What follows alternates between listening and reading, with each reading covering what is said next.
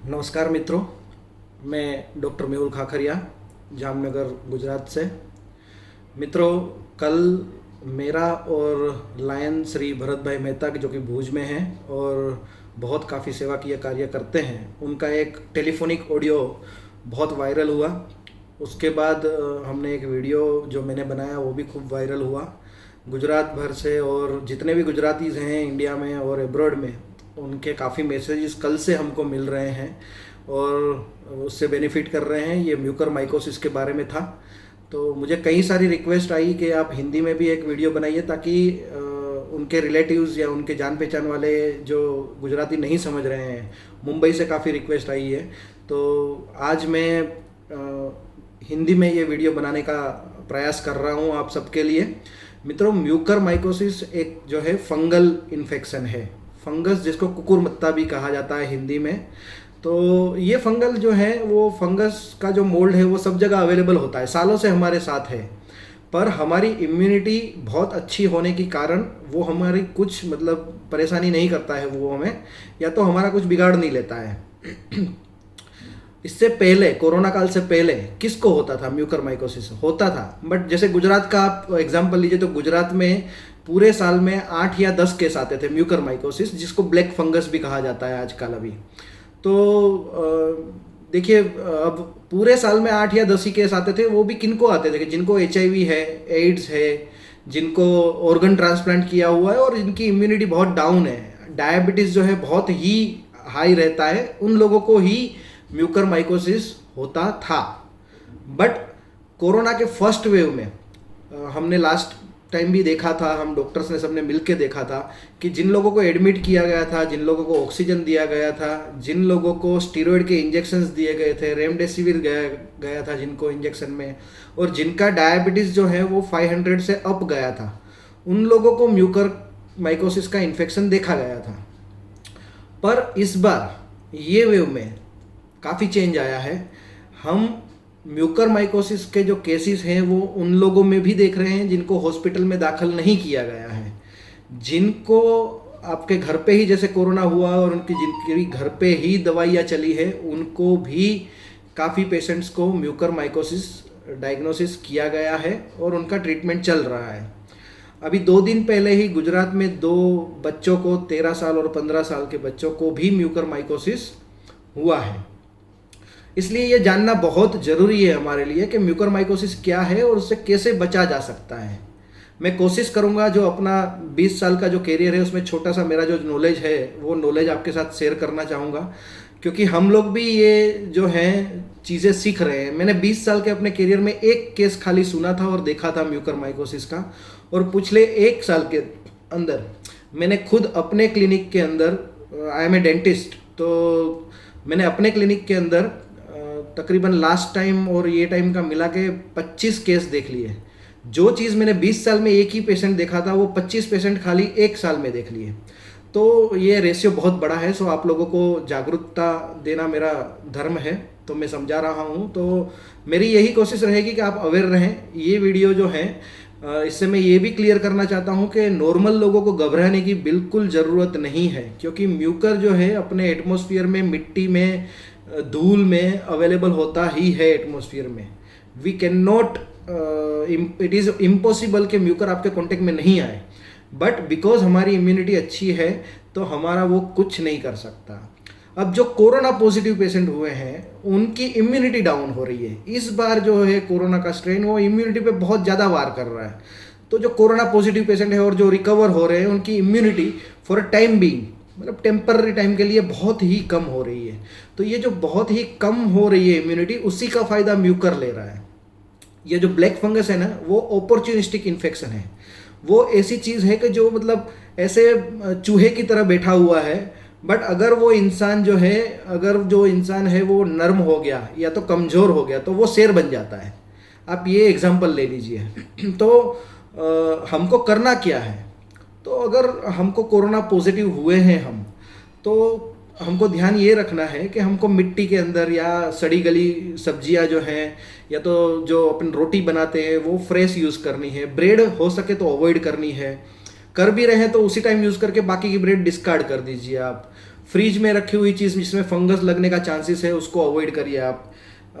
जैसे आप सब्जियां हैं या केरी है उसको आप जैसे अपन सूंघते हैं ना कि ये बिगड़ा हुआ है कि नहीं बिगड़ा हुआ है, तो अगर आपको कोरोना हुआ है तो वो चेक नहीं करिए, ऐसे सूंघना नहीं है। सूंघने से वो फंगस जो है वहाँ पे लगी होगी तो सीधा आपके नाकों के द्वारा वो नाक के द्वारा साइनस में जा सकता है। म्यूकरमाइकोसिस जो फंगस है वो नाक के द्वारा और मुंह के द्वारा ही एंट्री ले रहा है अभी।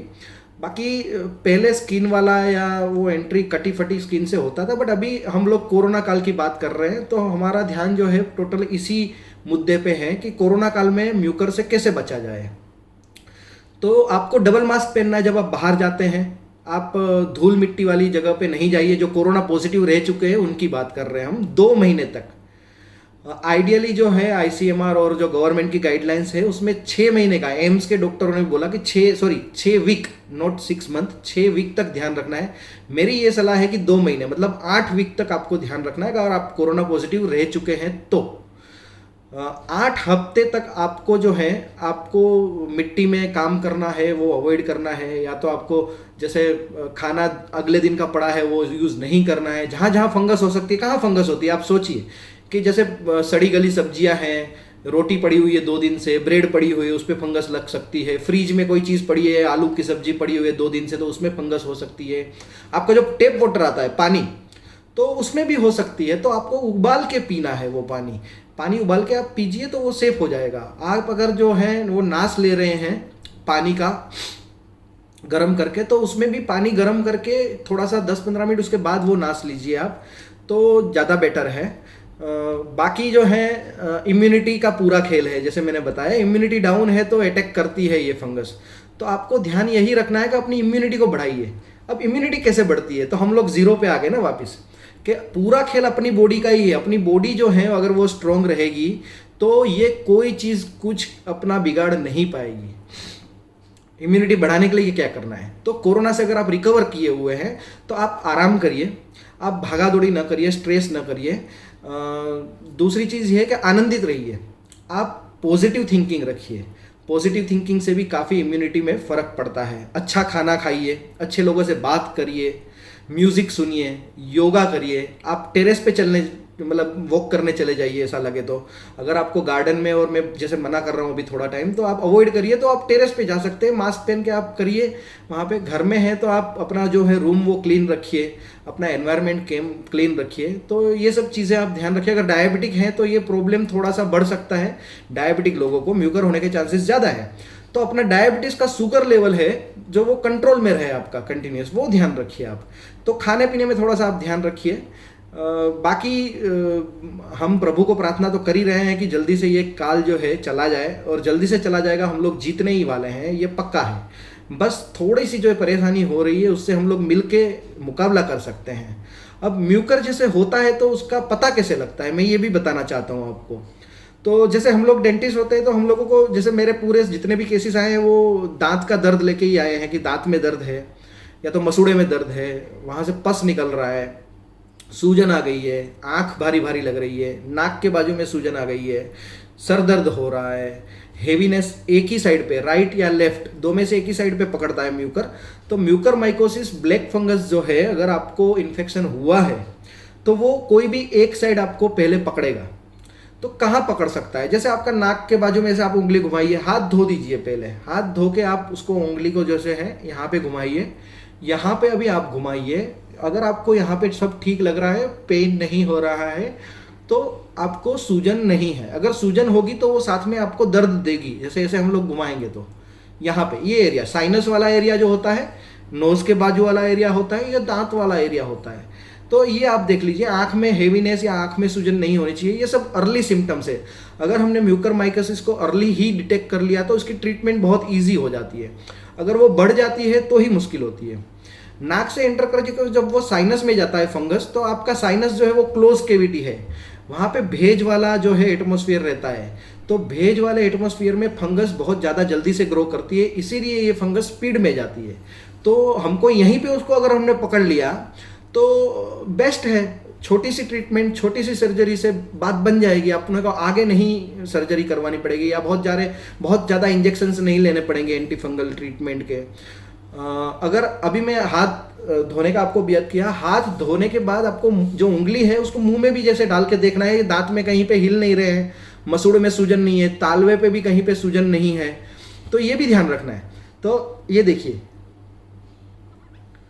ऐसे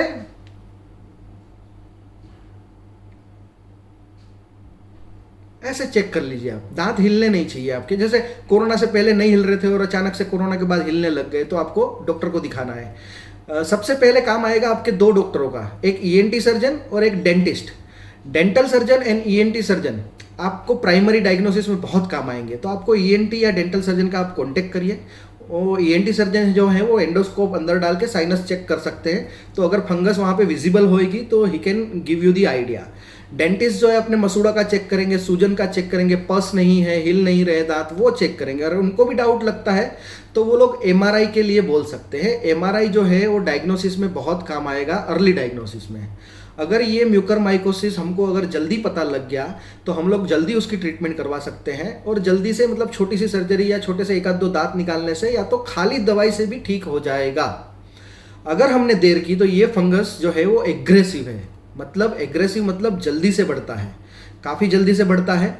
साइनस से लेके वो दांतों को, जबड़े को पूरा खराब करके आँखों तक जाके फिर ब्रेन में चला जाता है। तो अगर वो आँखों तक चला जाता है या आँख बहुत ज़्यादा इन्फेक्टेड हो गई है तो आँख भी निकालनी पड़ सकती है। उसके बाद मगज में या ब्रेन में चला गया तो वहाँ पे काफ़ी सारे कॉम्प्लिकेशंस आ सकते हैं। तो जैसे प्राइमरी मैंने बोला दो, ओरल सर्जन, डेंटिस्ट, मतलब ओरल सर्जन एक डेंटिस्ट का ही, मतलब डेंटल फेटर्निटी का एक स्पेशलिस्ट है, तो वो लोग आपको, और ईएनटी सर्जन, प्राइमरी दो रहेंगे। उसके बाद अगर वो आगे बढ़ा हुआ है तो फिर ये टीम वर्क हो जाता है। आपके ऑप्थेल्मिक सर्जन जो हैं, आंखों के डॉक्टर, उसके बाद न्यूरो सर्जन, उसके बाद इंटेंसिव केयर में जो काम करते हैं वो सर्जन्स का भी ज़रूरत पड़ सकता है, डॉक्टर्स का भी ज़रूरत पड़ सकता है, आपके फिजिशियन का भी ज़रूरत पड़ सकता है। बट मेरी पर्सनल सलाह ये है कि आप ध्यान रखिए, और इनिशियल स्टेज में अगर कोरोना है आपको तो इनिशियल स्टेज में ही म्यूकर अगर पकड़ी जाती है तो बहुत ईजिली उसका ट्रीटमेंट हो सकता है। अवॉइड ही करना है हमको, ट्रीटमेंट से ज़्यादा प्रिकॉशन ज़्यादा है। तो अगर हम लोग अवॉइड ही कर पाए तो ये स्टेज में हम लोग आएंगे ही नहीं। पर अगर आते भी हैं तो घबराने की कोई बात नहीं है, जल्दी पकड़िए, जल्दी डिसीजन लइए, जल्दी ट्रीटमेंट करवाइए। आजू बाजू वाले को पूछने का, दौरा धागा करने का, टोड़का करने का, ये सब टाइम नहीं रहेगा। म्यूकर जो है बहुत जल्दी से स्प्रेड होता है, इसलिए आप प्लीज़ अगर वो है तो उसका निदान करवाइए, ट्रीटमेंट करवाइए, प्रॉपर डॉक्टर के पास जाइए, and it's a team work, तो doctors will definitely help you. तो मेरी आप सबसे पर्सनल रिक्वेस्ट है कि आप प्लीज़ प्लीज़ प्लीज़ अपना ध्यान रखिए, अपने आजू बाजू, अपने कुटुंब का, अपने बच्चों का, अपने बूढ़े माँ बाप का, और सबका ध्यान रखिए, समाज का भी ध्यान रखिए। ये टफ टाइम है, निकल जाएगा, हम लोग साथ मिलके इसको फाइट करेंगे और डेफिनेटली हम लोग जीतेंगे। पॉजिटिव रहिएगा, और प्रभु से प्रार्थना है कि जल्दी से ये काल चला जाए। Thank you very much.